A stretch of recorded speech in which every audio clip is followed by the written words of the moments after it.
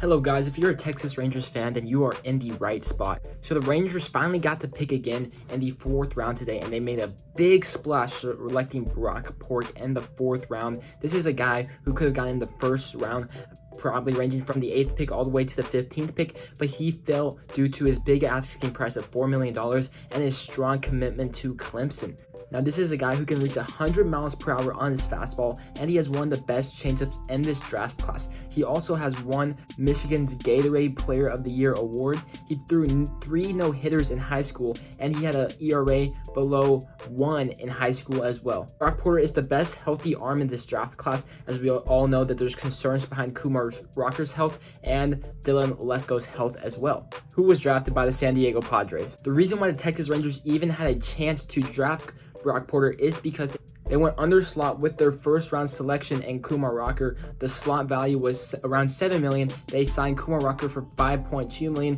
which saved the Rangers around $2 million to sign Brock Porter. And I'm assuming that the Rangers are either going to sign Brock Porter for $4 million or a little bit under that, and that's going to eat up 95% of their bonus pool money. So they're either going to spend the rest of their draft class signing relievers that aren't going to cost much or college seniors. However, there is the risk that Brock Porter doesn't sign, so you could just draft some high school talent players, and if you sign Brock Porter, okay, good, then those guys go off to high school. But if you don't sign Brock Porter, you can use that money to sign those high school players. This pick is super exciting in my opinion because we just added 2 ace potential caliber arms into the system in the span of 2 days. We all know what Kumar Rocker can do. He had nothing else to prove in college or in the independent league. The question is his health, and the Rangers didn't seem concerned with his health, so hopefully they don't rush him to the majors. Maybe he'll start in Double-A, and for Brock Porter, he'll probably start in Single-A,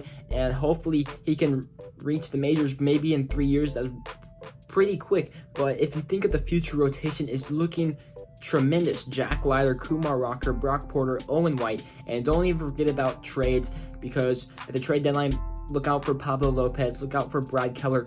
I know Brad Keller isn't that big of a trade Pablo Lopez would be, but we're building up that farm system. We're getting those ace potential guys. I think we have 4 potential aces in the farm system, and this is ramping up to be a really good draft. Yes, it's mainly 2-player heavy in the draft, but in Kumar Rocker and Brock Porter, but I think the Rangers are in a good spot to get that high in caliber talent, because we have a lot of guys with a lot of high floors but not as high of ceilings. Now we're starting to round out this farm system, and I think we got 2 top 100 prospects in the span of 2 days. This is insane, and I'm excited with what the Texas Rangers have done. These type of draft philosophies have been done before. Teams have gone under slot and signed pitchers that have fallen, like Matt Allen, he fell to the 3rd round. Jerry Kelly, he fell to the 2nd, and Cole Wilcox fell to the 3rd. All those guys were projected to be 1st-round talents,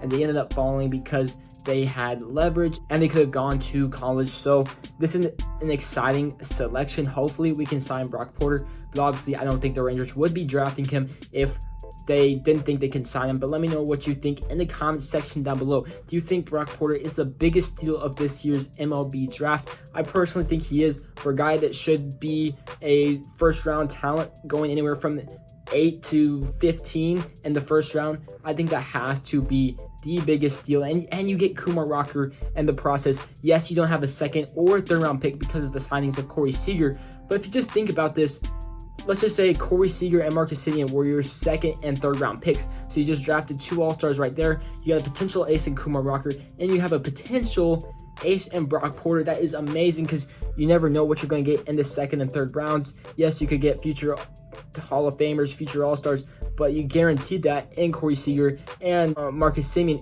And like we said, Corey Seager is going to the All-Star game this year, so I'm super excited with what the Rangers are doing. Hopefully this will eventually translate to wins, because you can get all the farm talent you want, but maybe that doesn't ever translate to wins. Hopefully it starts to turn around at the big league level. But if you like the video, please give it a thumbs up, subscribe. I'll see you on the next one. Peace.